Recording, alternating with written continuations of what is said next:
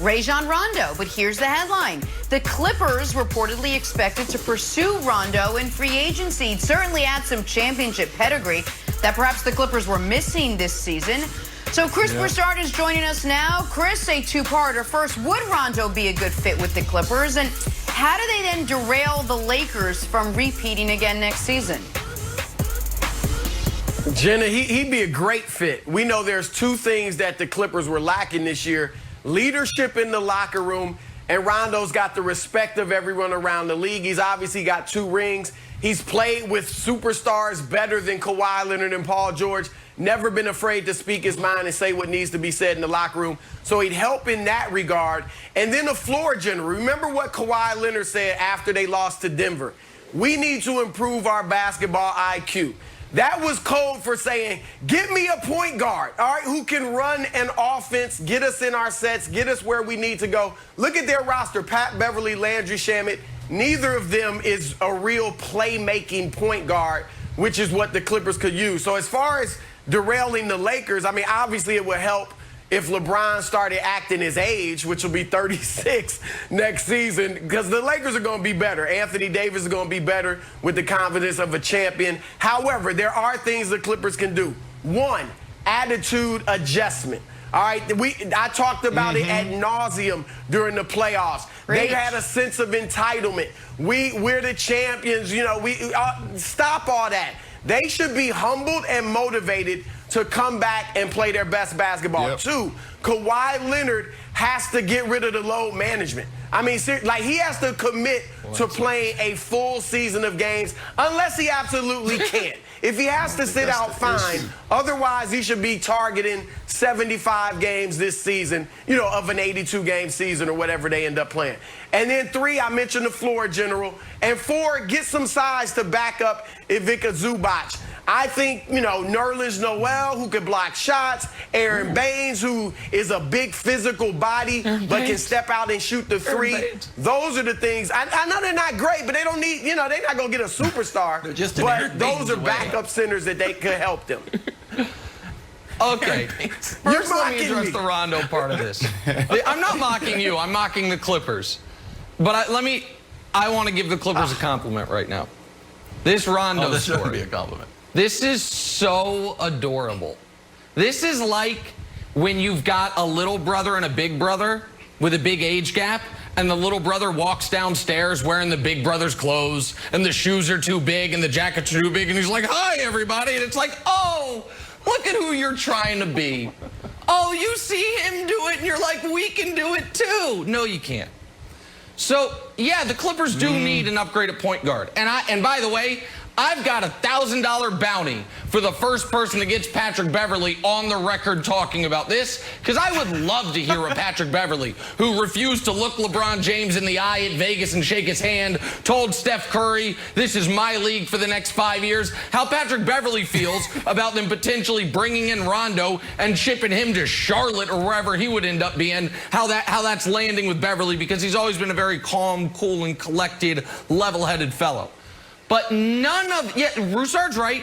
The Clippers need leadership and playmaking because their best player provides none of either. But what they really need is big people. Because real quick, the league got big on them. Look around. Who you got to beat to win a championship? You got to beat the Lakers, who have the 2 best post scorers in basketball. You might have to go through the Nuggets, who've got maybe the best all-around true center in basketball. If the Bucks get it together, you're going to have to go through Giannis, who lives at the rim. And by the way, all of a sudden, and I know it's probably slim, if Daryl Morey can remake the Sixers, Joel Embiid's there. So a team that totally neglected size, Brandon, needs size more than they need anything. And Rondo, as good as he was in the playoffs, ain't giving you size. So yeah, this would be a nice move for them.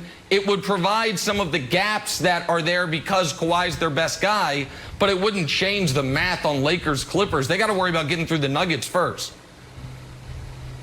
I totally disagree with you, Nick. 100% disagree with you. You got to understand that their problem had nothing to do with on the court. It had everything to do with what Chris laid out. Leadership, number one, continuity and chemistry in the locker room.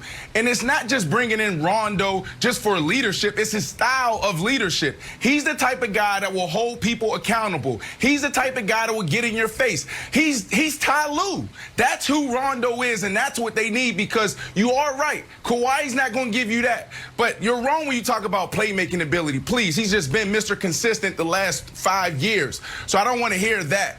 So when you think about the makeup of this team, the thing that derailed them had nothing to do with the court. It had everything to do with the chemistry in the locker room. And I believe it's because of their philosophy and guys not buying in. Kawhi's not going to change. Kawhi is who he is. So this whole thing, Chris, about, well, he needs to drop load management. No, that's who he is. So if that's what they're going to do, if they're going to be a team that says, you know what, load management is something that we're going to embrace.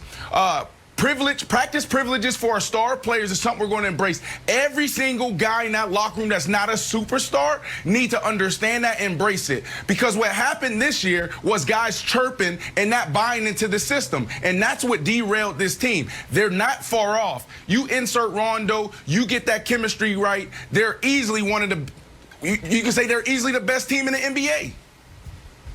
Well, okay, that was you brought it right there to the goal line and then fumbled it. That was yes. A little DK Metcalf, Buda Baker right there. That was very close, very close.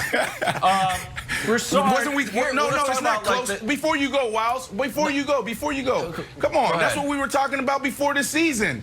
That's what we were saying, that they're the best team in the NBA.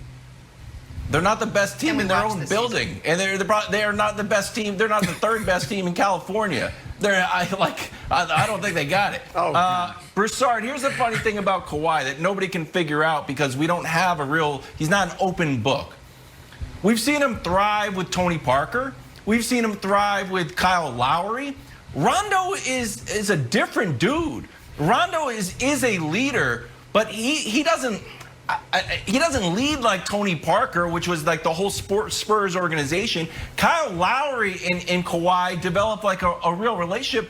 I'm not saying Rondo is cold, but Rondo has a little bit of like a sniper's mentality. Like, there's a certain mental toughness that you need to play with Rondo that I don't know if Paul George and Kawhi have. I'm not saying Rondo wouldn't fit.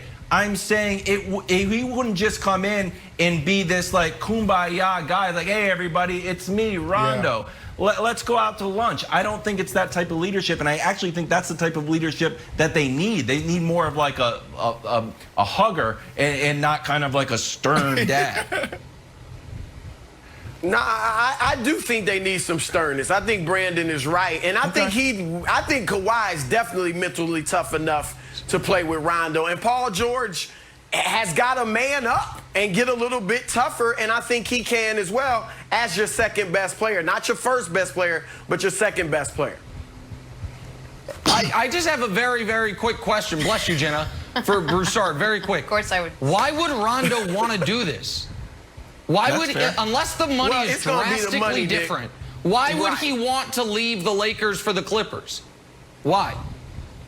It's going to be money, number one. I think he'll go to the highest bidder. Number two, he could stay in L.A. And look, Rondo's a guy, what if he went to the Clippers and they won a championship, which is possible? Then he'd have been on 3 championship teams. That boosts his legacy and his Hall of Fame. It boosts his Hall of Fame credentials if he's close. And his pockets. Oh, he's in, Broussard. All right, let's move along. Time for a little drawing a blank now. Really? The Sixers making a splash yesterday, reportedly nearing a deal with former Rockets GM Daryl Morey to be their president. They're giving him this huge contract. So these dudes need to produce.